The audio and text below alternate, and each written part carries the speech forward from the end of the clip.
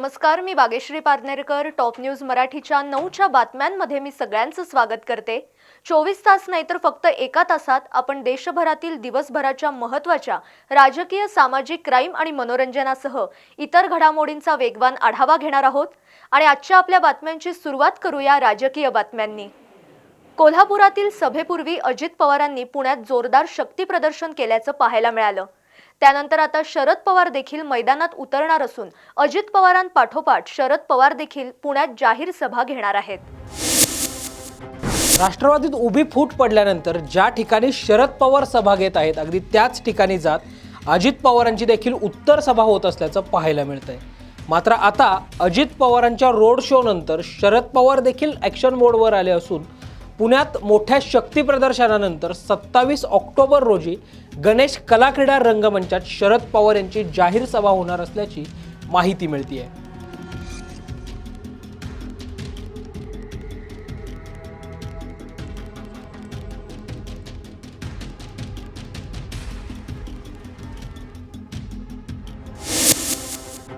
शिवसेना कुणाची हा प्रश्न अजूनही अनुत्तरितच आहे आणि 16 आमदारांच्या अपात्रतेबद्दलही अजून कोणताही निर्णय झालेला नाही. या संदर्भात आज सर्वोच्च न्यायालयात सुनावणी झाली. आजच्या सुनावणीत नेमकं काय झालं यावरचा टॉप न्यूज मराठीचा हा स्पेशल रिपोर्ट. राज्यासाठीच नव्हे तर संपूर्ण देशासाठी महत्त्वाचा होता. त्याचं कारण असं की शिवसेनेमध्ये उभी फूट पडल्यानंतर शिवसेनेकडून दोन्ही गटाकडून शिंदे गट आणि ठाकरे गटाकडून ज्या याचिका दाखल करण्यात आल्या त्याच्यामधले सुनावणी जी आहे ती आज होणार होती. सर्वोच्च न्यायालयामध्ये 3 जणांच्या खंडपीठासमोर ही सुनावणी जी आहे ती होणार होती. न्यायमूर्ती चंद्रचूड यांच्या अध्यक्षतेखाली असणाऱ्या द्विसदस्यीय समितीसमोर ही सुनावणी जी आहे ती आज पार पडल्याचं आपल्याला पाहायला मिळालं. या सुनावणीकडे सर्वांचंच लक्ष अशासाठी होतं की 16 आमदारांच्या अपात्रतेबाबतचा अध्यक्षांनी जो निर्णय घ्यायचा होता त्याबाबत कोणता निर्णय होतो का हे याच्यासाठी आजच्या सुनावणीकडे सगळ्यांचं लक्ष लागल्याचं पाहायला मिळत होतं. त्याचबरोबर शिवसेना कोणाची, धनुष्यबाण कोणाचा आणि शिवसेना नाव कोणाचं याबाबतही सर्वोच्च न्यायालयामध्ये ठाकरे गटाकडून जी याचिका दाखल करण्यात आली आहे त्याची सुनावणी देखील आज होणार होती.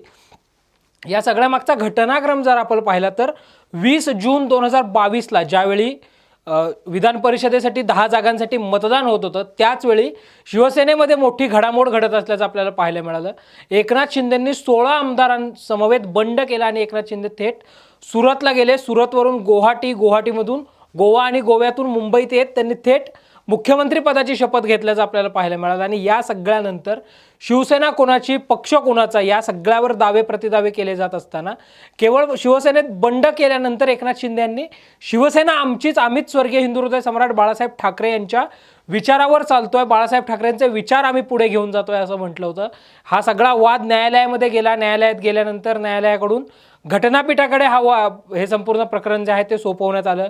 त्यानंतर सुनावणी घेत घटनापीठाकडून विधानसभा अध्यक्षांनी अपात्रतेबाबतचा निर्णय घ्यावा असा आदेश दिला. दरम्यानच हे सगळं प्रकरण न्यायप्रविष्ट असतानाच केंद्रीय निवडणूक आयोगाकडून शिवसेना नाव आणि पक्षचिन्ह जे आहे, धनुष्यबाण चिन्ह जे आहे ते धनुष्यबाण चिन्ह एकनाथ शिंदेंच्या गटाला मिळालं आणि त्याच्यावर रीट याचिका जी आहे ती ठाकरे गटाकडून सर्वोच्च न्यायालयामध्ये दाखल करण्यात आली.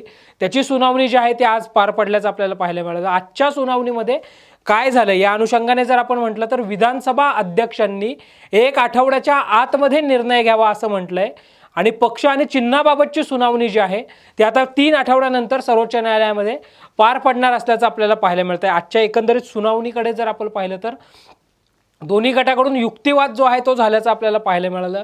या युक्तिवादाच्या अनुषंगाने अशी एक चर्चा होती की विधानसभा अध्यक्ष जे आहेत ते सर्वोच्च न्यायालयाला उत्तर देण्यासाठी बांधील नसतील. मात्र सर्वोच्च न्यायालयाने आज स्पष्टपणे सांगितलं की विधानसभा अध्यक्ष कोर्टाच्या अधीन राहूनच निर्णय घेऊ शकतात. सर्वोच्च न्यायालयाला ते उत्तरदायी आहेत आणि कोर्टाच्या निर्णयाचा आदर जो आहे तो विधानसभा अध्यक्षांकडून राखला जाईल असं देखील निरीक्षण जे आहे ते सर्वोच्च न्यायालयाकडून नोंदवण्यात आलं आहे. खरं तर आपण या सगळ्या प्रकरणामध्ये पाहिलं तर राहुल नार्वेकर यांनी सुद्धा यावर प्रतिक्रिया दिल्याचं पाहायला मिळतं आहे. राहुल नार्वेकर म्हणतात की सर्वोच्च न्यायालयाच्या निकाल जो आहे तो आपण पूर्ण वाचला नाही किंवा ऐकला नाही, तो ऐकूनच त्याच्याबाबतची योग्य ती कार्यवाही जी आहे ती आम्ही करू. या सगळ्या अनुषंगाने आज सकाळीच शिवसेनेचे प्रवक्ते असणारे म्हणजे शिंदे गटाचे प्रवक्ते असणारे राज्याचे शिक्षण मंत्री दीपक केसरकर यांनी सुद्धा म्हटलंय की सत्याचाच विजय होईल, तसाच आम्हाला जो आहे तो न्याय मिळेल असं देखील ते म्हटले. ठाकरे गटाकडूनही विश्वास व्यक्त केला जातो की केंद्रीय निवडणूक आयोग हे सत्ताधारी केंद्रातल्या भाजपाच्या दावणीला बांधलं गेलंय, त्यामुळे निवडणूक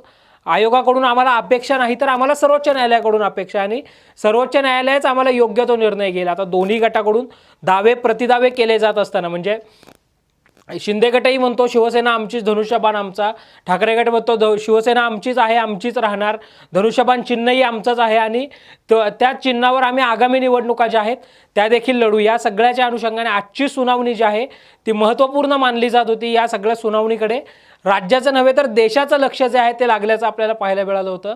तारीख पे तारीख कुठेतरी आपल्याला या सगळ्या निकालाच्या अनुषंगाने पाहायला मिळते. सर्वोच्च न्यायालयाच्या या आजच्या निकालामुळे खरं तर आपण पाहिलं तर दोन्ही गटाकडून आता पुन्हा एकदा या 3 आठवड्यानंतर आम्हालाच पक्ष मिळेल, आमचंच चिन्ह होईल असं बोललं जातं. मात्र प्रत्यक्षात जर आता आपण पाहिलं तर विधानसभा अध्यक्ष याबाबत काय निर्णय घेणार हे सुद्धा पाहणं महत्त्वाचं असणार आहे. आणि सत्ता संघर्षाचा दुसरा अंक जो आहे म्हणजे शिवसेना फुटीनंतर राष्ट्रवादी कोणाची याबाबतचा निर्णय देखील आता 6 ऑक्टोबरपासून होणार आहे. त्यामुळे शिवसेनेच्या बाबत जो निर्णय होईल तोच निर्णय राष्ट्रवादीच्या अजित पवार गटाला देखील लागू असणार आहे. त्यामुळे या सगळ्याबाबत आता काय निर्णय विधानसभा अध्यक्ष घेतात हे पाहणं महत्त्वाचं असणार आहे. याच सगळ्या संदर्भातले अपडेट्स जे आहेत ते आम्ही वेळोवेळी तुमच्यापर्यंत पोहोचवणारच आहोत. त्यासाठी पाहत राहा टॉप न्यूज मराठी, आपला महाराष्ट्र आपली बातमी. आणि आता top news Marathi channel Jio टीव्हीच्या OTT प्लॅटफॉर्मवर तेही 24 तास. यानंतरची बातमी आहे. पुणे जिल्हा मध्यवर्ती बँकेची 106वी वार्षिक सर्वसाधारण सभा उपमुख्यमंत्री अजित पवार आणि सहकार मंत्री दिलीप वळसे पाटील यांच्या उपस्थितीत पुण्यात पार पडली. यावेळी बोलताना उपमुख्यमंत्री अजित पवार आणि सहकार मंत्री दिलीप वळसे पाटील नेमकं काय म्हणालेत पाहूयात. आणि अनास्कर साहेब जे एक बँकिंग क्षेत्रातले तज्ज्ञ, रिझर्व्ह बँकेपर्यंत त्यांना ऍक्सेस आहे, त्यांचा सल्ला घेतला जातो. त्यांनी देखील आपल्याला मार्गदर्शन केलेलं आहे. मला आठवतं की मी आणि अजितदादा साधारणतः 1991 साली या बँकेमध्ये पहिल्यांदा संचालक म्हणून निवडून आलो. आता जवळजवळ 30-32 वर्ष झाली. ज्या वेळेला आम्ही पहिल्यांदा संचालक झालो त्यावेळेला या बँकेच्या ठेवी 350 कोटी रुपयाच्या आसपास होता. आणि आज याच आपल्या बँकेच्या ठेवी किती 12,000 करोडच्या पेक्षा जास्त या आहेत. आणि म्हणून आपल्याला शेतकऱ्यांना किंवा कुठल्याही वर्गाला आर्थिक मदत करताना अडचण येत नाही आणि आपल्या सगळ्यांचं समाधान करायचा प्रयत्न आम्ही करतो. आता एक नवीन समस्या आपल्या सगळ्यांच्या समोर उभी राहिली की बँकेचा आजपर्यंतचा नफा हा जास्त करून साखर कारखान्यांच्याकडून होत होता. कारण साखर कारखान्यांनी पोतं गोडाऊनमध्ये टाकलं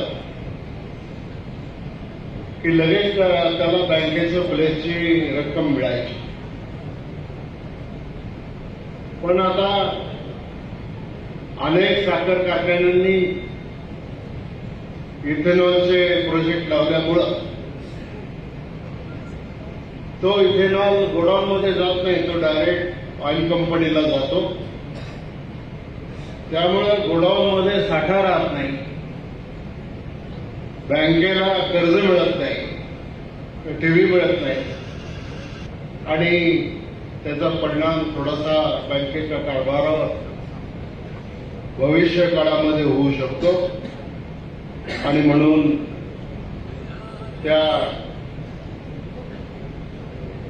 दृष्टिकोनातून संचालक मंडळ वेगवेगळ्या क्षेत्रामध्ये आपल्याला काही कर्ज पुरवठा करता येईल का याच्या संदर्भामध्ये विचार त्या ठिकाणी करत आहे. एक नवीन गोष्ट देशामध्ये होते. त्याच्या आधी एका गोष्टीचा उल्लेख मला या ठिकाणी केला पाहिजे की आपण बरेच जण साखर कारखान्यांचे सभासद आहोत. साखर कारखान्यांनी ऊसाला किती भाव दिला पाहिजे त्याचा निर्णय केंद्र सरकार करतं. ते तिथं पैसे पास करतो म्हणजे त्यांना देतो. त्याच्यानंतर आपली बँक मोठ्या प्रमाणात चालते ते साखर कारखान्याच्या कर्ज घेतल्यामुळे चालते. आपण साखर कारखान्याला वेळेत परतफेड केली तर 1% रिबीट देतो आणि तो व्याजाचा दर 9% बसतो. त्याच्यावर ती रक्कम मोठी असते कारण त्या साखर कारखान्यामुळेच आपल्या एक तर तुम्हाला सगळ्यांना मागे आपण 0% कर्ज पुरवठा 3 लाखापर्यंत पीक कर्जाला केलेला आहे. ती योजना चालू आहे. आता एक गोष्ट खरी आहे, त्याच्याकरता केंद्र सरकार काही आता निधी देतं आणि राहिलेलं राज्य सरकार देतं. आता संपूर्ण बोजा हा आपल्या बँकेवर पडत नाही आणि डायरेक्ट डीबीटीमुळं तुमच्या अकाउंटला ते पैसे येतात. फक्त वेळेत येत नाही कारण शेवटी केंद्राचे राज्याचे पैसे मिळण्याच्या करता थोडंसं पुढं मागं होतं, परंतु व्याजाचे पैसे येतात. त्याच्यामुळं माझ्या शेतकऱ्याला त्यामध्ये कुणाच्या दारात जायला लागू नये अशा पद्धतीनं आपण तो कर्ज पुरवठा करत असतो. नाहीतर पाठीमागच्या काळामध्ये अनेकदा वेगवेगळ्या पद्धतीनं 10 रुपये शेकड्यांनी लोक पैसे घ्यायचे आणि त्याच्यात माझा शेतकरी अडचणीत द्यायचा. म्हणून आपण ही योजना त्याच्यामध्ये आणलेली. बँकेसाठी व्याज मगाशी शितोळेंनी जो मुद्दा उपस्थित केलेला होता, शासनाकडनं येणे बाकीची रक्कम जवळपास 133 कोटी आहे. आपण त्या रकमेच्या करता थांबत नाही. तुम्हाला तर पैसे पास ऑन करण्याचा प्रयत्न करतो आणि शेतकरी सभासद व्याज अनुदान ही पण वित्त विभागाने ते पैसे सहकार विभागाला द्यायचे, सहकार विभागाने ते पैसे तुम्हाला पास ऑन करायचे. मला वाटतं ते पण डीबीटी मधूनच आहे. आता माझ्याकडे अर्थ मंत्रालय, दिलीपरावांच्याकडे सहकार मंत्रालय. आता मध्ये पुरवणी मागण्यामध्ये काही करोड रुपये आपण त्याच्यामध्ये दिले. माझी दिलीपरावांना विनंती आहे, डीडीआर तुम्हालाही सूचना आहे, तुम्ही सगळ्या एआरला सांगा लागोपाठ 2 वर्ष वेळेमध्ये परतफेड करणारे शेतकरी त्याच्यामध्ये बसतात. ते किती संख्या आहे, किती राहिली ते एकदा व्यवस्थित अपडेट करा. आणि साधारण आता आज तारीख आहे 18, साधारण जर तुम्ही मला 15 ऑक्टोबर पर्यंत सहकार विभागाकडनं ते आकडे दिले तर डिसेंबर 7 पासून नागपूरला जे अधिवेशन सुरू होणार आहे, हिवाळी अधिवेशन, त्यामध्ये मी ती रक्कम टाकू शकतो. आम्हालाही बरं वाटत नाही की आम्ही शेतकऱ्यांच्या मध्ये सांगितलं असताना आणि वेळेत कर्ज फेडतो म्हणतो की बाबा तुम्ही ज्यांचं 2 लाखापर्यंत थकलेलं होतं त्यांना माफ केलं आणि आम्ही मात्र वेळेमध्ये भरतो, आम्हाला मात्र तुम्ही काही देत नाही. ही त्यांची खंत पण बरोबर आहे आणि त्याच्यामुळं हे काही करून दिली आहे. म्हणजे बाकीच्या बाबतीमध्ये सहकार मंत्री सहकार आयुक्ताला सांगतीलच, पण तुमच्या आम्ही दोघंही इथं असताना तुम्हाला सांगतो एआरला 13च्या 13 तालुक्यातल्या कामाला लावा आणि त्या याद्या व्यवस्थितपणे घ्या. कारण एकदा जाहीर केलेलं त्यांना मिळालं तर ते जास्त संयुक्तिक करेल आणि जी काही रक्कम असेल ती किती का रक्कम असू द्या, आम्ही पुरवणी मागण्यामध्ये ती मंजूर करून देऊ. ही पण ग्वाही मी आपल्याला देतो. मित्रांनो, आज काही लोकांनी मला दिलीपरावांना आपल्या चेअरमन व्हाईस चेअरमन बोर्डाला सांगितलं की थकीत कर्जासाठी संसदेच्या विशेष अधिवेशनाला आजपासून सुरुवात झाली असून 22 सप्टेंबरपर्यंत संसदेचं विशेष अधिवेशन चालणार आहे. या अधिवेशनादरम्यान पंतप्रधान नरेंद्र मोदी यांनी संसदेत भाषण केलं. पंतप्रधान नरेंद्र मोदी नेमकं काय म्हणालेत पाहूयात. आज हम जब इस सदन को छोड़ करके नए सदन की ओर प्रस्थान करने वाले हैं, तब भारत के सामान्य मानवीय की भावनाओं को जहां जो आदर मिला है, सम्मान मिला है, उसकी अभिव्यक्ति का भी एक अवसर है। और इसलिए आदरणीय अध्यक्ष जी, मैं पहली बार जब संसद का सदस्य बना और पहली बार एक सांसद के रूप में इस भवन में मैंने प्रवेश किया, तो सहज रूप से मैंने इस संसद भवन के डोर पक्ति पर अपना शीश झुका करके इस लोकतंत्र के मंदिर को श्रद्धा भाव से नमन करते हुए मैंने पैर रखा था। वो पल मेरे लिए भावनाओं से भरी हुई थी। मैं कल्पना नहीं कर सकता था, लेकिन भारत के लोकतंत्र की ताकत है,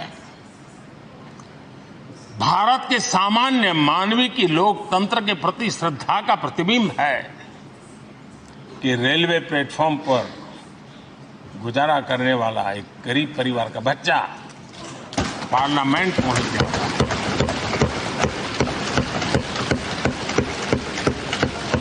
मैंने कभी कल्पना तक नहीं की थी कि देश मुझे इतना सम्मान देगा, इतना आशीर्वाद देगा, इतना प्यार देगा। सोचा नहीं था अध्यक्ष जी। उद्यापासून सगळीकडे उत्साहात गणेशोत्सवाला सुरुवात होणार आहे। बाप्पाचं स्वागत जोरदार करण्यासाठी पुणेकरांमध्ये सुद्धा एक वेगळा उत्साह आहे। बाप्पाचं स्वागत करण्यासाठी पुण्यातली सगळी गणेश मंडळं सुद्धा आता सज्ज झाली आहेत। उद्या सकाळपासूनच मानाच्या गणपतीच्या मिरवणुकांना सुरुवात होणार आहे। या सगळ्या तयारीचा आढावा टॉप न्यूज मराठीने घेतलाय। पाहुयात यावरचा हा स्पेशल रिपोर्ट।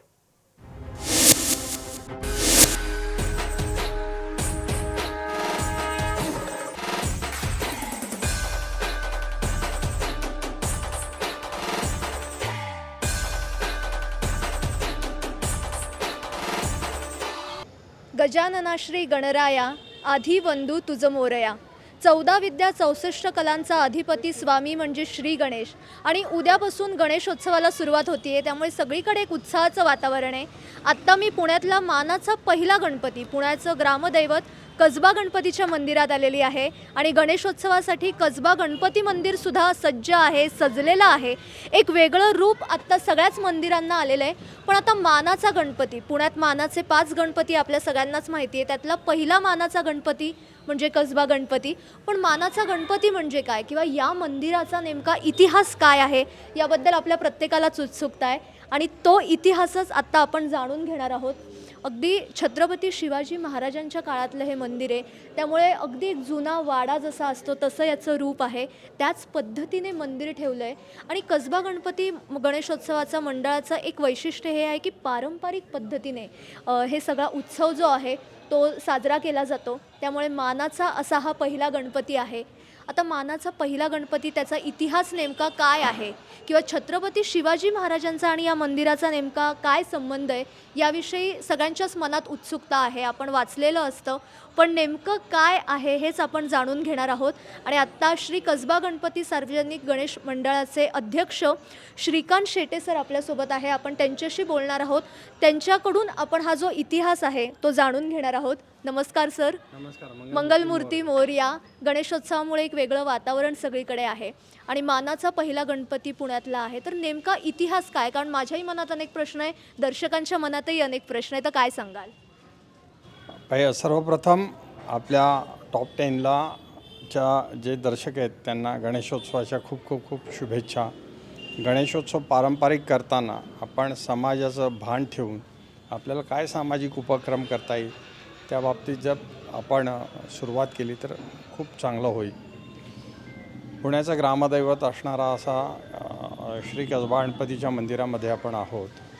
ज्यावेळेला बालराजे शिवाजी महाराज आणि राजमाता जिजाऊजी हे ज्यावेळेला पुण्यात आले त्यावेळेला त्यांच्याबरोबर 8 कुटुंब छत्रपती यांच्याबरोबर आलेली होती आणि त्या 8 कुटुंबांपैकी ठकार, शाळीग्राम, ढेरे, कानडे, वैद्य असे 8 वेगळे आडगरे असे 8 कुटुंब इथं आलेली होती.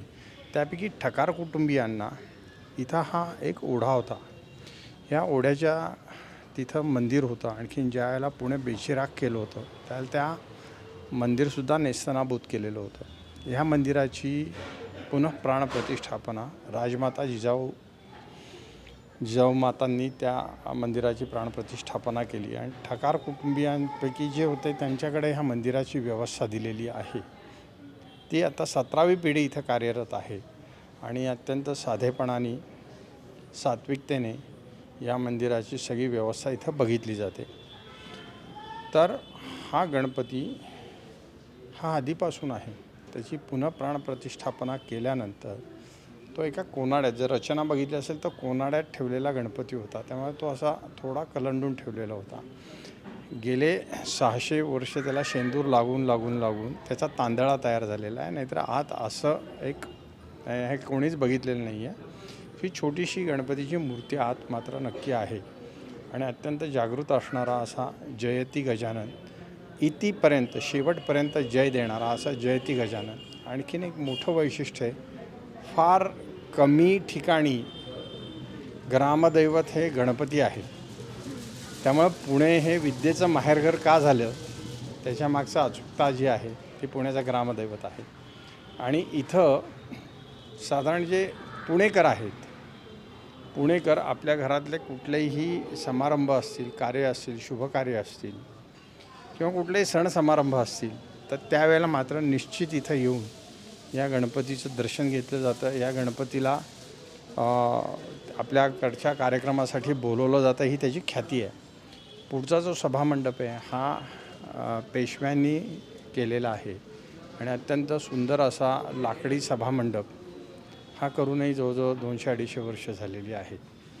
आता मध्यंतरी त्याची लाकडं जीर्ण झाल्यावर स्वर्गीय गिरीशभाऊ बापट यांनी त्याची जीर्णोद्धार केला.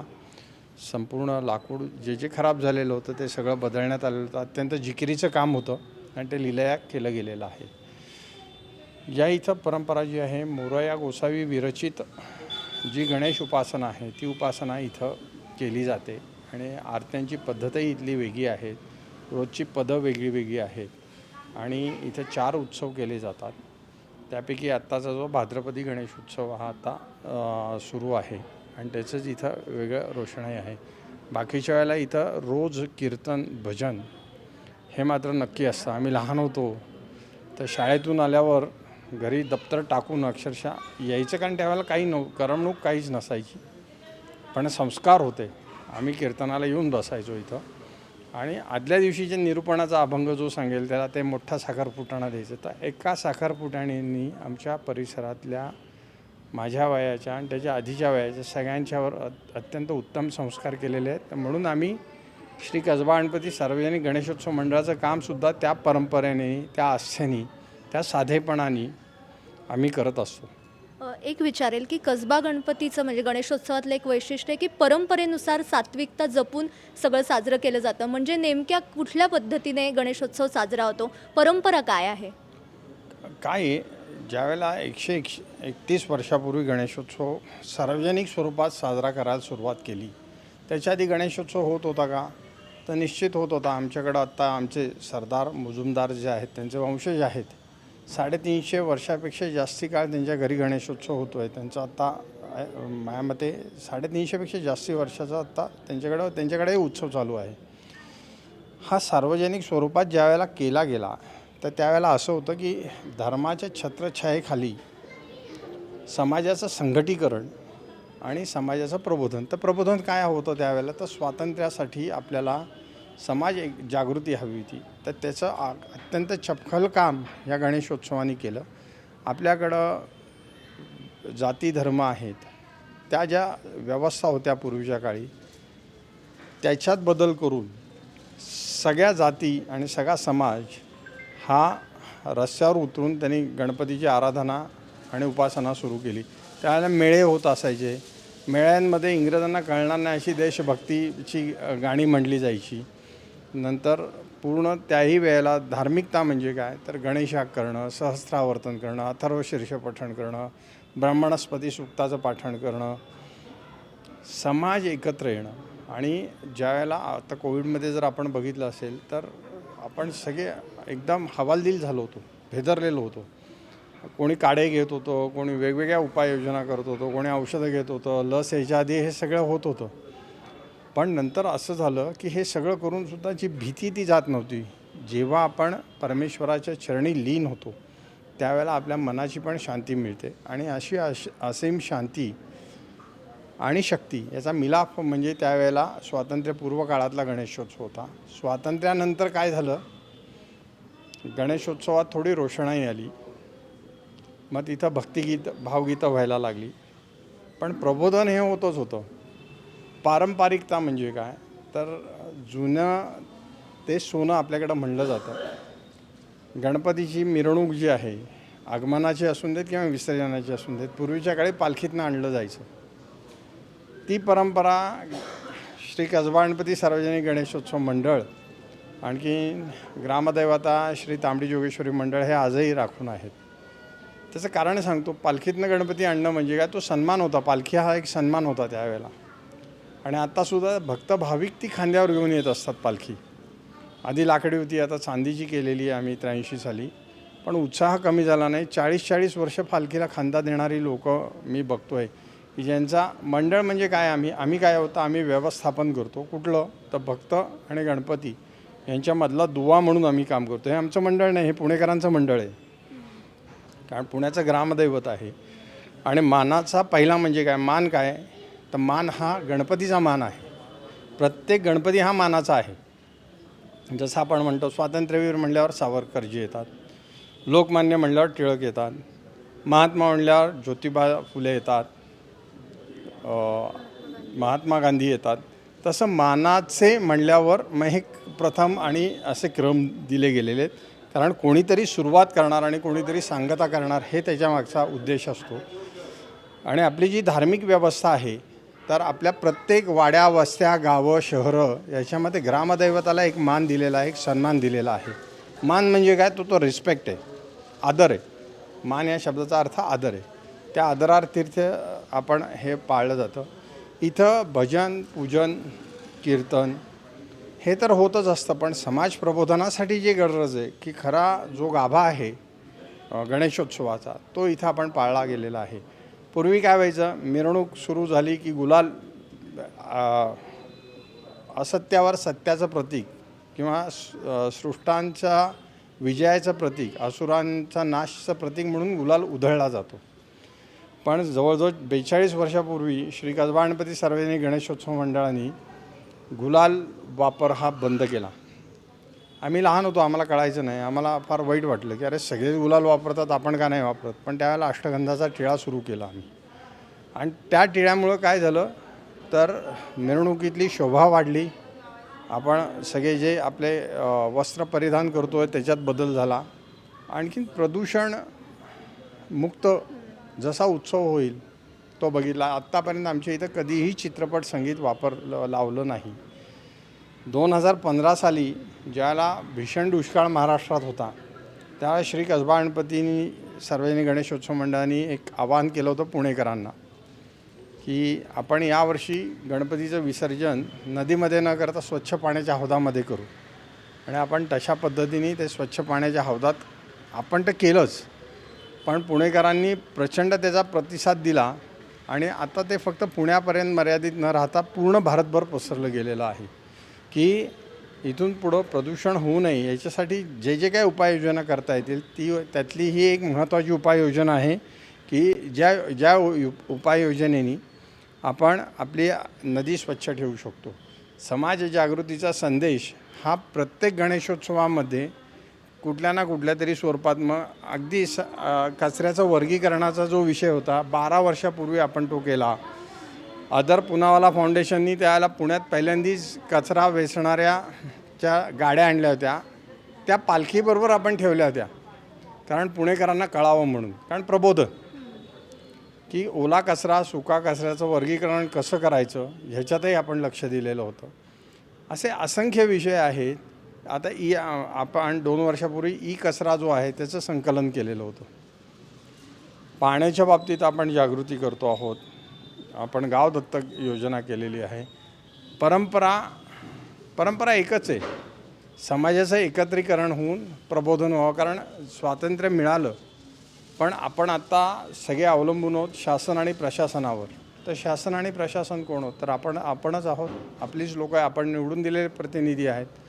जर आपल्याकडनं काही करता आलं आपल्याला, तर प्रशासनालाही त्याचा खूप उपयोग होईल आणि आपलं पुणे शहर हे परत छान पद्धतीने स्वच्छ होऊन चांगल्या पद्धतीने पुण्याचाही नावलौकिक वाढेल याचा आम्हाला नक्की खात्री आहे. उत्सव जो आहे हा धर्माचा उत्सव आहे, हा गणपतीचा उत्सव आहे. हा साजरा करताना याच्यात अश्लील गाणी, नृत्य, मोठे मोठे स्पीकर, गरगर फिरणारे लाईट नको, ही भूमिका श्री कसबा गणपती सार्वजनिक गणेशोत्सव मंडळाची आहे.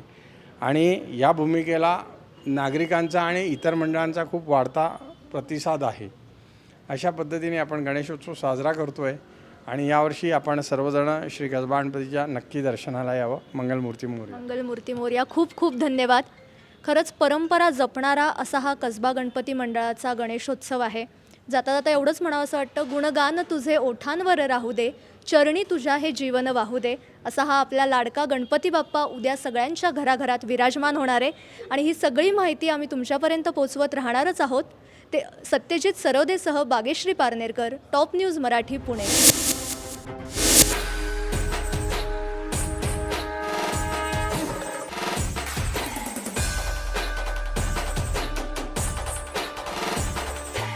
गणेशोत्सव अवघ्या 1 दिवसांवर येऊन ठेपलाय आणि पुण्यात गणेशोत्सवाचा एक वेगळा उत्साह जो आहे तो बघायला मिळतोय. आणि आत्ता मी आहे श्रीमंत दगडूशेठ हलवाई गणपती मंदिरात.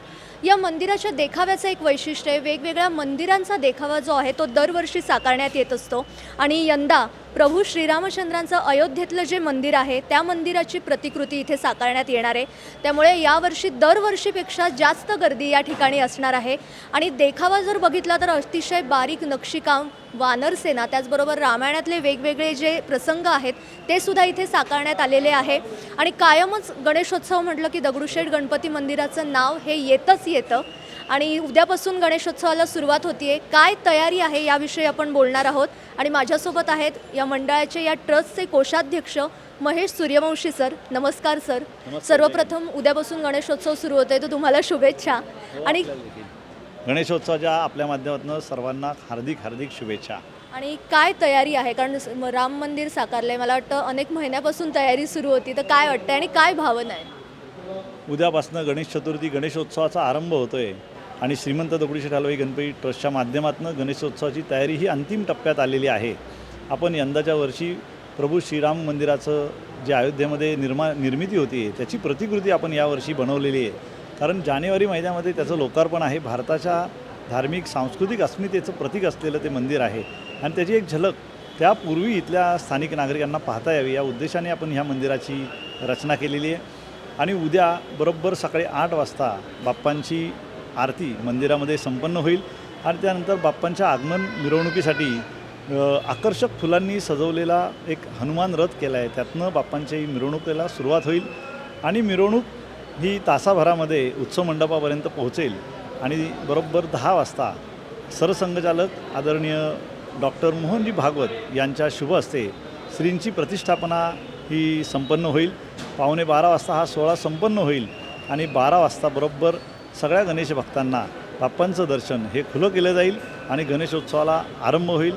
त्याचप्रमाणे सायंकाळी 7 वाजता जे आपण श्रीराम मंदिर केलेलं आहे त्याच्या विद्युत रोषणाईचं उद्घाटन करण्याकरता सायंकाळी 7 वाजता वारकरी संप्रदायाचे आदरणीय हरिभक्त पारायण गुरुबाबा औसेकर महाराज यांना आपण पाचारण केलेलं आहे. आणि त्यानंतर दुसऱ्या दिवशी ऋषीपंचमी असते आणि ऋषीपंचमीच्या दिवशी पहाटे 6 वाजता 31,000 महिला भगिनींचं सामूहिक अथर्व शीर्ष पठण आणि महाआरती असा कार्यक्रम असतो. गणेशोत्सवाचा एकूणच गौरव वाढवणारा हा सोहळा आहे. त्यामुळे गणेशोत्सवाचं पावित्र्य आणि मांगल्य हे वृद्धिंगत होत असतं आणि 10 दिवस वेगवेगळ्या धार्मिक कार्यक्रमांची रेलचेल ही बाप्पांच्या उत्सव मंडपामध्ये असणार आहे. भाविकांना दर्शन सुलभ व्हावं याकरता रेलिंगची व्यवस्था केलेली आहे. या ठिकाणी 9 हॉस्पिटलचे तज्ज्ञ डॉक्टर इमर्जन्सीसाठी आपण 24 तास तैनात केलेले आहेत. कार्डियक रुग्णवाहिका आहेत, आपल्या ॲम्ब्युलन्सेस आहेत 24 तास. पिण्याच्या पाण्याची व्यवस्था ट्रस्टच्या वतीने भाविकांसाठी करण्यात आलेली आहे. सुरक्षा रक्षकांची नेमणूक करण्यात आली. 150 CCTV कॅमेरे बसवलेले आहेत. त्याचप्रमाणे लोकांना स्वहस्ते मंदिरामध्ये अभिषेकाची व्यवस्था करण्यात आलेली आहे. 24 तारखेच्या मंगळवारी सत्यविनायक महापूजा ही बाप्पांच्या उत्सव मंडपामध्ये आपण संपन्न करत आहोत. अशा प्रकारे भाविकांना 24 तास गणरायांचं दर्शन प्रत्यक्ष आणि अप्रत्यक्ष हे लाईव्ह दर्शन हे दगडूशेठ गणपती ट्रस्टच्या फेसबुक आणि वेबसाईटच्या माध्यमातून हे जगभरातल्या लोकांना हे उपलब्ध असेल. आणि अशा प्रकारे हा सगळा भरगच्च कार्यक्रम असलेला सोहळा आपण ज्या क्षणाची आतुरतेने सर्वजण वाट पाहत आहोत ते गणेशोत्सवाचा आरंभ उद्या होतो आहे. आपल्या माध्यमातून पुन्हा एकदा सर्वांना गणेशोत्सवाच्या हार्दिक शुभेच्छा आणि बाप्पांच्या दर्शनाकरता हार्दिक निमंत्रण. मी अजून एक प्रश्न विचारेल, म्हणजे गणेशोत्सव काळात जेव्हा जो भाविक गणेश भक्त पुण्यात येतो तो दगडूशेठ मंदिरात आला नाही असं कधीच होत नाही. आणि दरवर्षी तुम्ही वेगवेगळ्या मंदिरांची प्रतिकृती साकारत असतात, पण मंदिरच का, म्हणजे यामागे काही असं खास कारण आहे का? आपल्या भारतामधल्या विविध मंदिरांच्या प्रतिकृती ह्या आपण देखाव्याच्या माध्यमातून ह्या साकारत असतो. त्याच्यामागची भूमिका हीच आहे की आपल्या देशाच्या सांस्कृतिक वैभवाचा परिचय इथल्या नागरिकांना व्हावा आणि राष्ट्रीय एकात्मतेची भावना ही वृद्धिंगत व्हावी ह्या उद्देशाने लोकमान्य टिळकांनी हा उत्सव सुरू केला होता. स्वराज्य मिळालं, परंतु सुराज्यासाठी आता आपण ह्या सर्व व्यवस्था करतो आहे. समाज प्रबोधन आणि जे काही सामाजिक उपक्रम ट्रस्टच्या माध्यमातून केले जात आहेत ही त्याचीच एक पावती आहे असं आपण म्हणूया. कारण बाप्पांच्या दानपेटीमध्ये जो निधी येतो त्याचा 25% विनियोग हा त्याच्या धार्मिक उपचारांसाठी केला जातो आणि 75% निधीचा विनियोग हा समाजातल्या अतिशय उपेक्षित आणि वंचित घटकांकरता विविध सामाजिक उपक्रमांच्या माध्यमातून पोहोचवण्याचं कार्य हे ट्रस्टच्या वतीने होत असतं. या कारणामुळे आपल्या देशाची विविधता या ठिकाणी इथल्या लोकांना पाहता यावी या हेतूने आपण या वेगवेगळ्या मंदिरांच्या प्रतिकृती देखाव्याच्या माध्यमातून साकार करत असतो. खूप खूप धन्यवाद आणि गणपती बाप्पा मोरया. मंगलमूर्ती मोरया. आपण पाहिलं जानेवारी 2024मध्ये अयोध्येतलं जे मंदिर आहे ते खुलं होणार आहे, पण त्याची प्रतिकृती जी आहे ती श्रीमंत दगडूशेठ हलवाई गणपती मंदिराच्या माध्यमातून आपल्याला बघता येणार आहे. त्यामुळे यावर्षी सगळ्या गणेश भक्तांमध्ये एक उत्साह आहे, कारण प्रभू श्रीरामचंद्रांचं मंदिर जे प्रतिकृती आहे ती इथे बघायला मिळणार आहे. त्यामुळे एक वेगळा उत्साह जो आहे या संपूर्ण वातावरणात आपल्याला बघायला मिळतोय. बाहेर मंदिराची प्रतिकृतीसुद्धा साकारली आहे, त्यामुळे आपण अयोध्येत आलोय की काय असं सुद्धा आपल्याला वाटेल. आणि सत्यजित सरोदेसह बागेश्री पारनेरकर, टॉप न्यूज मराठी, पुणे. जाता जाता पाहुयात गणेशोत्सवानिमित्त श्रीमंत भाऊसाहेब रंगारी सार्वजनिक गणपती मंडळाचे उत्सव प्रमुख पुनीत बालन आणि त्यांच्या पत्नी जान्हवी धारीवाल बालन यांची विशेष मुलाखत. मुलाखतकार आहेत सुप्रसिद्ध निवेदक मिलिंद कुलकर्णी. नमस्कार. लोकमानसाचा महाउत्सव अर्थात पुण्याचा गणेशोत्सव या श्रीमंत भाऊसाहेब रंगारी गणपती ट्रस्टच्या संकल्पनेतनं आणि या ट्रस्टचे उत्सव प्रमुख विश्वस्त पुनीत बालन यांनी पुढाकार घेतलेल्या संवादाच्या मालिकेमध्ये आज आपण चक्क पुनीत बालन आणि त्यांच्या सौभाग्यवती सौ जान्हवी धारीवाल बालन यांना भेटणार आहोत, त्यांच्याशी गप्पा मारणार आहोत. पुनीतजी नमस्कार, जान्हवीताई नमस्कार. आता कसं म्हणू की या कार्यक्रमात तुमचं स्वागत, कारण कार्यक्रमच तुमचा आहे. पण कायमच आपण खूप मी उलटं सांगेन ना, तुमचं स्वागत आमच्या कार्यक्रमात. वा वा वा, क्या बात आहे. कारण आपण खूप अनौपचारिक पद्धतीने कायम भेटत असतो, तसं या व्यासपीठावर सुद्धा भेटतोय. मला एक उत्सुकता आहे पुनीत दादा, गणपती उत्सव आणि तुमचं नातं, तुम्हाला पहिली आठवण काय, कधी निर्माण झालं? नाही, मला वाटतं की गणेश उत्सवाने माझी जी नातं आहे ही आज नाही, ते लहानपणापासून आहे. करेक्ट. आणि गणपती उत्सव म्हणजे हे मुलांचाच उत्सव असतो. महिला आता सहभाग व्हायला लागलेत यांच्यासारखे, पण ते मुलांचीच उत्सव असते. घराच्या इथे एक मंडळ होता, ते उदय तरुण मंडळ. हो, तिकडून माझी गणेश उत्सवातला प्रवास किंवा एक कार्यकर्ता म्हणून गणेश उत्सवात सहभाग हे तिकडून सुरुवात झाली होती. बरं बरं बरं. आता नंतरच्या काळामध्ये साधारण 2017-18 पासून तुम्ही भाऊरंगारी गणपती ट्रस्टमध्ये कार्यरत आहात. 1892 साली भाऊसाहेबांनी ज्याची सुरुवात केली अशा ट्रस्टचं काम जेव्हा तुमच्याकडे आलं, इतकी मोठी परंपरा असणारं, तर काय तुमच्या भावना होत्या किंवा आम्हाला हे ऐकायला आवडेल की हे कसं घडलं. नाही घडलं म्हणजे जसं मी म्हणलं की उदय तरुण मंडळ जी FC रोडला होती, काही तांत्रिक कारणामुळे ती मंडळ पुढे कंटिन्यू झाली नाही आणि त्या मंडळाचं मी उत्सव प्रमुख होतो अनेक वर्ष. त्याच्यानंतर अनेक गणेश मंडळ, मी त्यांचं नावं घेणार नाही की सगळे आम्ही सेमच आहेत, बरोबर. सेम प्लॅटफॉर्ममध्येच आहे, त्यांनी अप्रोच झाले होते. आणि त्याच्यातले जेव्हा ह्या मंडळाचे विश्वस्त होते त्या टायमिंग, जे आता पण आहेत, ते लोक पण मला भेटले.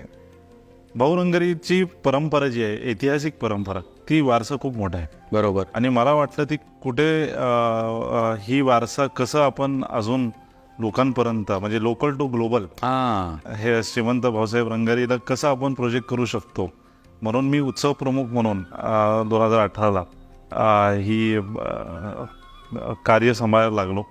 आणि अनेक वर्ष, 5-6 वर्ष झालेत आणि मंडळाचं लोकल टू ग्लोबल होत चाललं आहे.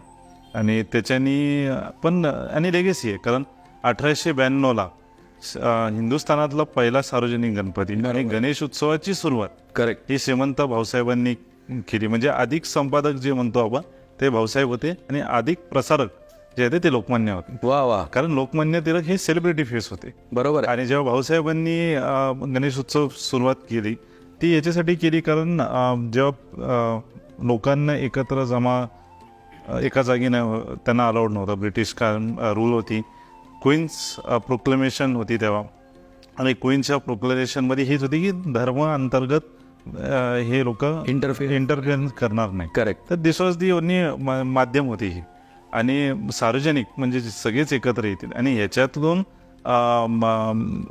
स्वातंत्र्यासाठी लढणं, त्याची चळवळ, क्रांती, ही या सार्वजनिक गणेश उत्सवांना सुरुवात झाली होती. आणि तेव्हा लोकमान्य टिळक हे सेलिब्रिटी फेस होते, म्हणून ते अधिक प्रसारक होते. आणि मग त्यांनी ही मुवमेंट अजून देशभर राबवलं. हो. तुम्ही या गणपती ट्रस्टचे उत्सव प्रमुख झालात, आपण काम एकत्र केलेलं आहेच आहे, म्हणजे म्हणून म्हणलं की आपण खूप इन्फॉर्मली बोलतोय. पण अनेक लोकांच्या माहितीसाठी म्हणून हा प्रश्न मी विचारतोय की ते काम घेतल्यानंतर 1-2 वर्षामध्ये कोविडचं सावट आलं, तर त्यावेळेला जे उपक्रम केलेले आहेत, किंवा तुम्ही आत्ता जसं म्हणलात की लोकल टू ग्लोबलसाठी काय काय केलं, हे थोडं प्रेक्षकांच्यासाठी सांगा. नक्कीच. कोविड हे जे 2020ला जे कोविडचा महामारी आला, आपल्याला माहितीच नव्हतं कोविड हे काय. याच्यात गणेशोत्सव कशी साजरा करायची हे खूप मोठा प्रश्नचिन्ह अख्खा पुणे शहरात होता. कारण पुणे ही संस्कृतीचं केंद्रबिंदू आहे. बरोबर. आणि गणेश उत्सवचं केंद्रबिंदू आहे. ही गणेश उत्सवाची सुरुवातच पुण्यातून झाली आणि उत्सव दरवर्षी खूप जल्लोषात इथे साजरा होती. आणि अनेक लोक, फक्त पुण्यातले नाही, महाराष्ट्रातले नाही, पण देशभरातले आणि जगातून अनेक लोक हे गणेश उत्सव बघण्यासाठी पुण्यात येतात. बरोबर. तर पोलीस प्रशासन, मग जसं म्हटलं राज्य सरकारांनी काय नियम घातले होते, केंद्र सरकारने नियम घातले होते, तर त्या नियमात कसं गणेश उत्सव पालन करायचं आणि सोशल डिस्टन्सिंग याच्यातून कसं गणेश उत्सव करायचं. आता लोकांनी रस्त्यावर यावं नाही, आपल्या लाडक्या बाप्पाच्या दर्शनासाठी यावं नाही, म्हणून काय करावं की लोक घरीच बसतील हे 10 दिवस आणि आनंद पण घेतील. म्हणून हिंदुस्थानातला पहिला ऑनलाईन गणेश उत्सव हे आपण भाऊरंगारीच्या माध्यमातून 2020 आणि 21 हे 2 वर्ष आपण ऑनलाईन महोत्सव केला. याच्यात 10 दिवस 10 वेगळे कार्यक्रम होते. अनेक कलाकार, म्हणजे शंकर महादेवांपासून जावेद अली, पद्मश्री पंडित विजय घाटे, पंडित राकेश चौरसियापासून नंदेश उमाप, होय, म्हणजे फोक कल्चर आणि थोडी बॉलिवूड आणि हे जे चांगले गाणे, म्हणजे एंटरटेनमेंट. तर याच्यातून आपण ही ऑनलाईन गणेश उत्सवाची सुरुवात केली आणि त्याला खूप प्रतिसाद भेटला. कारण पहिल्या वर्षी मला वाटतं की 10 दिवसात आम्ही जे आमचे जे यूट्यूब चॅनल्स होते किंवा वेगळे प्रसारमाध्यम ज्याच्यात आपण हे टेलिव्हिजनमध्ये ऑनलाईन हे दाखवत होतो, त्याच्यातून पहिल्या 10 दिवसात माझ्या 30 लाख ते 35 लाख लोकांनी पहिल्या वर्षी पाहिली. पण जेव्हा दुसऱ्या वर्षी पण गणेश उत्सव होणार नाही आणि जे आम्ही सेकंड ऑनलाईन उत्सव पण केला, त्याच्यात 1.25 ते 1.5 कोटी लोकांनी. होय होय. आणि मेन मला आनंद, सॅटिस्फॅक्शन जे म्हणतो की लोक, एक आमची जी ट्रस्टचा नंबर असायचा, त्या नंबरात नंबरवर ते आमच्या लोक जे सभासद आहेत कार्यकर्ते त्यांना फोन करायचे की आजचा कार्यक्रम किती वाजता आहे. आणि हे फक्त भारतातून फोन नाही, व्हॉट्सॲपवर मेसेजेस यायचे, हे सिंगापूरवरनं मेसेज यायचे, ऑस्ट्रेलियावरनं यायचे, US वरनं यायचे. तर लोक बघत होते. वा. तर आणि त्याच्याने त्यांनी आनंद घेतला आणि त्याचा रिझल्ट आपण पाहिला की एकही माणूस रस्त्यावर, एकही भक्त रस्त्यावर बाप्पांचं दर्शन घ्यायला आलंच नाही. फक्त मंडळाचे जे मोजके कार्यकर्ते होते ते पण सोशल डिस्टन्सिंग ठेवून सगळे एकत्र मांडवत 10 दिवस चांगल्या पद्धतीने गणेश उत्सव साजरा केला. वा वा वा वा. मला प्रेक्षकांसाठी इथे सांगायचं आहे आणि पुनीतजी तुम्हाला पण सांगतो, आत्ता त्यांनी एक मोठी यादी कलाकारांची सांगितली. पद्मश्री पंडित विजय घाटे, राकेश चौरसिया, जावेद अली, शंकर महादेवन, सलील कुलकर्णी, संदीप खरे, ते लोककलेचा वारसा जपणाऱ्या नंदेश उमपपर्यंत. तर आमच्या मुंबईच्या म्युझिशियनचा, वादकांचा ग्रुप आहे. वरद कठापूरकर बासरी वादक आहे, ज्यांनी सैराटमधल्या गाण्याला बासरी वाजवली. त्यांनी पुनीतजी मला मेसेज केला होता की मिलिंद, थँक्यू व्हेरी मच, तुम्ही आमच्या आयुष्यातले निराशेचे काळे ढग घालवलेत म्हणून. ही अशी ज्याला आपण म्हणतो ना की दुआ किंवा एक आशीर्वाद, एक मनापासनं कृतज्ञता अनेक कलाकारांनी व्यक्त केली. कारण त्यावेळेला कोविडच्या काळामध्ये माणसाच्या जगण्याच्या प्रायोरिटी लिस्टमधलं शेवटचं काय आहे तर एंटरटेनमेंट. त्यामुळे सगळे कलावंत पण त्रस्त होते. पुनीतजी स्वतःबद्दल फारसं बोलत नाही म्हणून मी लीड घेऊन सांगतो की या सगळ्या रंगमंचीय कलाकारांच्या व्यतिरिक्त बॅकस्टेजचे कलाकार असतील, बँडवाली मंडळी असतील, अशा विविध क्षेत्रातल्या कलाकारांच्यासाठी, महाराष्ट्रातनं परगावी जाणाऱ्या मजुरांसाठी, विद्यार्थ्यांसाठी प्रचंड भरघोस प्रमाणामध्ये कोविडमध्ये त्यांनी काम केलेलं आहे. मी आता आपल्या सौंदकडे येतोय. तुमचं आणि गणेशोत्सवाचं पण एक नातं आहे. तुम्हाला पहिली आठवण कुठली आहे? ती परंपरा एक धारीवाल घराण्याची राहिलेली आहे, काय तुम्ही सांगाल? गणेश उत्सव हा सुरुवातीपासूनच अटॅचमेंट आहे, कारण मला ढोल हा खूप जास्त आवडतो. आधी लहान असतो तेव्हा असं देवाचं काही आहे का, गणपती आहे का, ते जास्त समजत नसतं. पण ढोल हे ऐकल्यावर कुठलाही लहान मूल नाचायला लागतं. तर तिथून माझी सुरुवात ॲक्च्युली गणेशोत्सवाची झाली. माझे वडील दरवर्षी मला मिरवणुकीला ढोल पाहायला न्यायचे आणि मला तेव्हापासून आठवतं की सगळीकडं मान फिरवायचे तर माणिकचंद दिसायचं. तर I could relate to Manikchand आणि ढोल आधी, आणि नंतर मग I was introduced obviously to Ganesh Utsav. आणि मग ते असोसिएशन चालू राहिलं लहानपणीपासून. बट इट स्टार्टेड असं माझ्या ढोलाच्या प्रेमा, म्हणजे because I used to like. वा वा वा. त्या ढोलवादनाच्या प्रेमामधनं बाबा रसिक शेठ तुम्हाला न्यायचे गणपती बघायला. आणि तुम्ही आत्ता उल्लेख केलात तसं की आय थिंक हीच ट्रेंड सेटर. गणपती मंडळांना बॉक्स कमानी असतील, जाहिरात देणारा पहिला उद्योजक महाराष्ट्रातला रसिक शेठच असतील माझ्या अंदाजानुसार. ती परंपरा तुमच्या आईने पण पुढे चालू ठेवली. आणि आता माहेरचा एक बॅनर माणिकचंदचा आणि सासरचं पुनीत बालनचा बॅनर. आता मान फिरवाल तिकडे पुनीत बालन दिसतंय. आणखीन एका गोष्टीकडे मला यायचं आहे, उत्सुकता आहे मला स्वतःला पण. आता ज्या भवनात बसून ही मुलाखत आपण घेतोय, शूट करतोय, त्या भवनाच्या रिस्टोरेशनमध्ये, कॉन्झर्वेशनमध्ये तुम्ही खूप पुढाकार घेतला होता. तर त्याच्याबद्दल आम्हाला सांगा. जेव्हा मी ही मंडळाची उत्सव प्रमुखाची कारभार घेतली तर सगळ्या मला वाटतं की ही वास्तू खूप जुनी झाली होती. म्हणजे ऑलमोस्ट मागची बाजू ती पडायलाच आली होती. आणि सर्व कार्यकर्त्यांची किंवा या विश्वासांची आणि सगळे सभासदांची हीच भावना होती की ही भवन रिस्टोर व्हावं. पण ते करणार कोण? एक पुढाकार कसं घेणार, कोण करणार? म्हणून आपण आपली इंद्राणी बालन फाउंडेशनच्या मार्फत आपण ही रिस्टोरेशनचा कारभार उचलला तर घेतला मी की हां मी करेल काय काळजी करू नका. आपलं टिपिकल गणेश उत्सव कार्यकर्ता, काय काळजी नाही, आपलं व्यवस्थित करू हां करू, होईल. पण करू सांगितलं, पण पुढचं काय? आपल्याला जुने कन्स्ट्रक्शनमध्ये असलो तरी, माझं बॅकग्राऊंड कॉमर्समधलं आहे, मी भले डिप्लोमा सिव्हिल इंजिनिअरिंग घेतलं आहे, पण ते पण की कसं काय, म्हणून ते करणार कोण? तर मी असंच ते पोतं आणलं की बाबा हे सगळं आहे आणि यांच्या इथे सोपलं की हे करून पाहिजे. आता तुम्ही कंटिन्यू करा. ओ असं आहे काय, वा वा वा.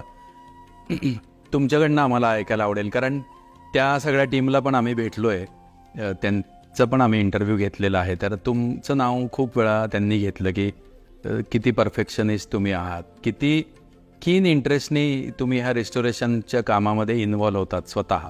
बरोबर. तर त्या प्रवासाबद्दल आम्हाला तर आमचा थॉट असा होता की म्हणजे रिस्टोर करताना त्याला मॉडर्नायझेशन हा प्रकार नसावा, आणि जर आपण सगळं जसं आहे ते जपलं नाही आणि नवीन जे बनवतोय ते त्याच बरोबर मॅच केलं नाही, तर मग भवनाचा जो चाम आहे तो राहणार नाही. सो लकीली आर्किटेक्ट अर्चना ज्या आहेत, तर she is anyways a restoration architect. तर त्यांना या सब्जेक्टचं नॉलेज खूप डेप्थमध्ये आहे, मटेरियलचं नॉलेज खूप डेप्थमध्ये आहे. सो त्यांच्याबरोबर विथ असोसिएशन सगळ्या गोष्टी म्हणजे फ्लोरिंग आहे, ब्रिक्स आहेत, लाईमवर्क आहे, सिलिंग्स आहेत, every little thing, even the switches आम्ही ट्राय केलेलं आहे की त्या काळात कसे होते. म्हणजे ऑब्व्हियसली स्विचेस नव्हते तेव्हा, पण आम्ही ट्राय केलेलं आहे की जितके जुन्यात जुन्या पॉसिबिलिटी आहे तेवढं आम्ही ट्राय केलेलं आहे इनकॉर्पोरेट करायला, to cherish what is old and you know नवीन त्याच्याबरोबर छान दिसलं पाहिजे. तर आम्ही ते मनात ठेवून हे रिस्टोर केले. वा वा वा वा. भाऊसाहेब रंगारींचा वाडा भवन हे इतके सुंदर पद्धतीने रिस्टोअर केलेलं आहे की जुनी परंपरा सांभाळून फक्त आवश्यक तिथं म्हणजे त्याच्यात नाविन्य आणणं, म्हणजे रिकन्स्ट्रक्ट नाही केलेलं, रिस्टोअर केलेलं आहे. आणि आत्ता जान्हवीजींनी सांगितलं त्याप्रमाणे की त्याच्यासाठी एक स्पेशलाइज्ड कन्झर्वेशनल आर्किटेक्टची गरज असते. ते अर्चनाजी आणि त्यांच्या सगळ्या टीमनी यांच्या गाईडलाईन खाली केलेलं आहे. आणखीन एक मला प्रश्न आहे, आम्ही 2 प्रकारचे प्रायोजक बघत आलेलो आहे. काही जण एखाद्या मंडळाचे अध्यक्ष असतात, मग ते पैसे देतात किंवा प्रायोजकत्व देतात आणि घ्या रे करून, असं एक असतं. आणि काही जण स्वतः इन्व्हॉल्व असतात. तर तुमची इन्व्हॉल्वमेंट खूप आहे, म्हणजे जरा जास्तच आहे चांगल्या अर्थाने. शब्दशः तुम्ही फिजिकली वेळ देता, गणपतीमध्ये 24/7 तुम्ही असता, इतरांना पण तुम्ही पहाटेपर्यंत घरी जाऊ देत नाही. म्हणजे हे आरोप आहे. नाही, आरोप नाही, प्रेमाने सांगतो मी की ते कॉफीचे मी तुम्ही तर आहेच ना, या वर्षी पण तुम्हाला जाऊन देणार नाही. तर एक तो कॉफीचा दौर चालू असतो, जेवणाचा मेनू ठरलेला असतो. तर असे आमच्या घरच्यांनाही प्रश्न पडतात की एवढं काय तुम्हाला बोलायचं असतं. तर यातला गमतीचा भाग बाजूला ठेवू, कारण खरोखर वी एन्जॉय दिस. म्हणजे एक आम्ही ना काय म्हणतात त्याला, रिज्युनेट होतो या 10-12 दिवसामध्ये.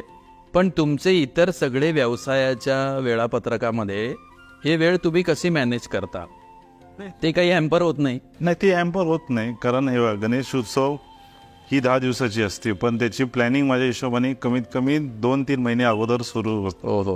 म्हणजे राईट फ्रॉम म्हणजे आज वासापूजन झालं, पण हे वासापूजन झालं, पण अजून आता उद्या आमची कार्यकर्त्यांची बैठक आहे, सभासदांची. अजून ट्रस्टींना पण माहिती नाही की यंदाचं डेकोरेशन काय. हो. ते फक्त उत्सव प्रमुख आणि यांना माहिती आहे, कारण आणि जे इव्हेंट टीम आहे. तर ही प्लॅनिंग आज नाही, ही 3-4 महिने अगोदरची प्लॅनिंग असते. आणि जसं तुम्ही म्हणले, रात्री आम्ही तुम्हाला सोडत नाही, आणि आज तुमच्यासाठी अनेक जण, मी प्रेमाचंच सांगतोय, प्रेमाने सोडत नाही. प्रेमानेच तुम्हाला खाऊ घालतो आम्ही, आमचे कार्यकर्ते तुम्हाला खाऊ घालतो. होय. जिथे तुम्ही 2 जिलेबी खायला पाहिजे त्यांनी तुम्हाला 10 घालतात, हे प्रेमानेच. खरं, कारण ही 10 दिवस जी आहे ही मला वाटतं की एक ही आश्रम आहे. 10 दिवस जिथे माणूस आला तर धार्मिक आणि स्पिरिच्युअल, तर त्याला ती रिज्युनेशन भेटतेच, पण हसून खेळून राहून एक मेंटल असेल, आणि हे डिटॉक्सिफाईंग जे म्हणतो ना आपण, त्या गोष्टी ह्या 10 दिवसात होतात. खरंय. आणि कामाचं हॅम्पर होत नाही, कारण काम जे आहे माझी ती ऑलमोस्ट सेट असते, सिस्टम्स आहेत इन प्लेस. तर माझी काम मॅक्सिमम फोनवरच होतात. फोन गरजेचं असतं, तर फोनवरच सगळे काम होतात. आणि जसं उत्सव जवळ येतो तर माझी ऑफिसच शिफ्ट होऊन जाते, कारण शेवटचे 5 दिवस उत्सव सुरू व्हायच्या अगोदर मी इकडेच असतो, भावनातच असतो. आणि आता एवढं छान त्यांनी भवन बांधलं आहे, ऑफिस टाईप केलं आम्हाला, तर अजून सोपं होतं. तर काम हॅम्पर होत नाही, काम अजिबात हॅम्पर होत नाही. आणि कारण इथे कशी असते की गणेश उत्सवात जेव्हा आपण प्लॅनिंग करतो, एक तर मला जबाबदारी आहे एक विश्वस्त उत्सव प्रमुख म्हणून भाऊरंगरीचं गणेश उत्सव यंदाचं कसं होईल ती जबाबदारी असते. पण आम्ही दोघांना जॉईंटली ही जबाबदारी असते की अनेक गणेश मंडळांना जे आपण आर्थिक मदत करतोय, जिथे आपली ब्रँडिंग लागते, 250 ते 300 250च्या अधिक जेवढे मंडळ आहेत हो. त्यांची फायनलायझेशन, या वर्षीची थीम काय करायची, कारण ती पण चालू असते. होय. तर पॅरली दोन्ही गोष्टी चालतात. आणि आय थिंक ते खूप आणि शेवटी ज्यांचा उत्सव आहे आणि ते लाडके आपले जे बाप्पा आहेत त्यांच्याच आशीर्वादनी हे सगळं विघ्न काय असून विघ्न हरता जे म्हणतो आपण, वा तसं ती उत्सव पार पाड. वा वा वा वा, क्या बात आहे. अप्रतिम. स्वतः आनंद घेऊन उत्सव साजरा, दुसऱ्यांना पण आनंद. करेक्ट. आणि दुसऱ्यांनाही आनंद भरपूर तुम्ही देता, त्याचा अनुभव मी आणि माझ्यासारख्या अनेकांनी घेतला आहे.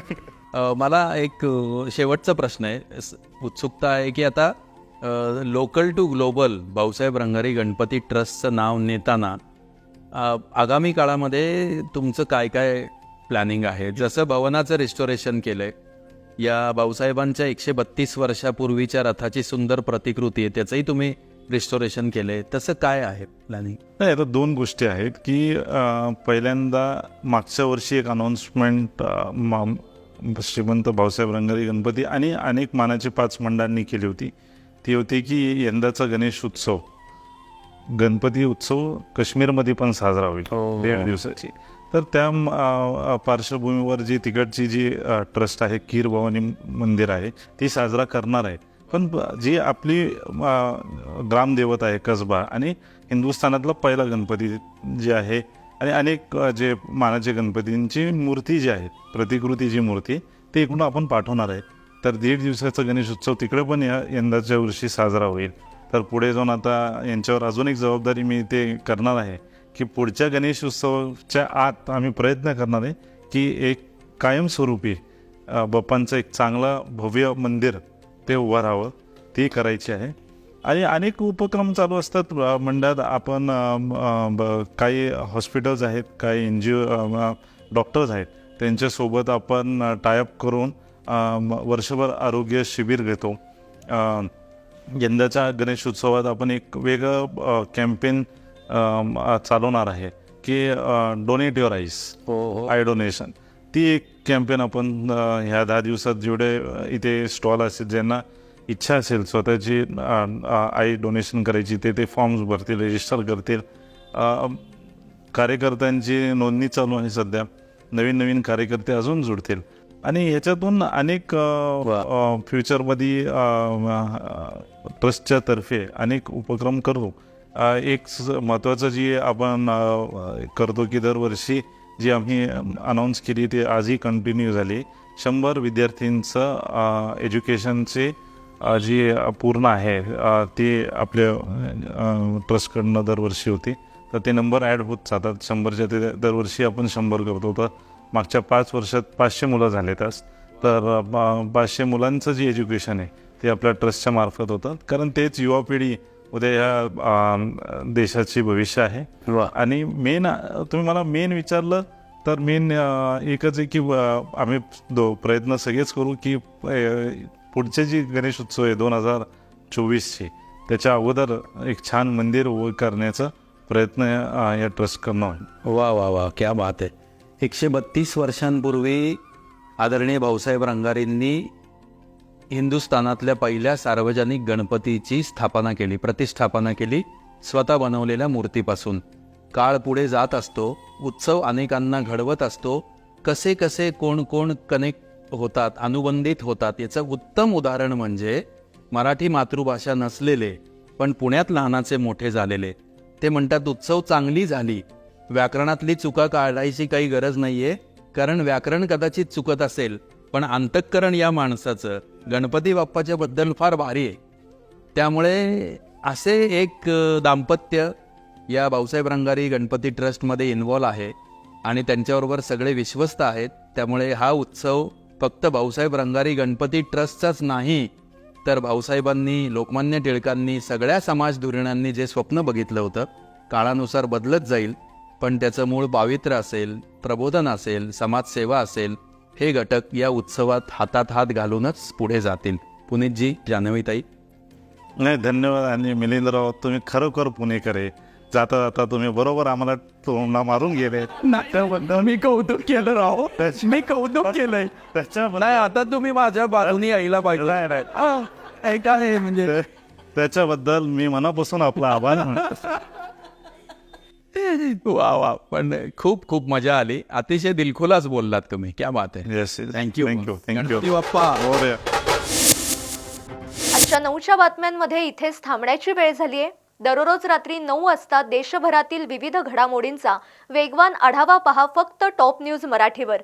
पाहत रहा टॉप न्यूज मराठी, आपला महाराष्ट्र आपली बातमी. आणि top news Marathi channel Jio टीव्हीच्या OTT प्लॅटफॉर्मवर पहा 24 तास.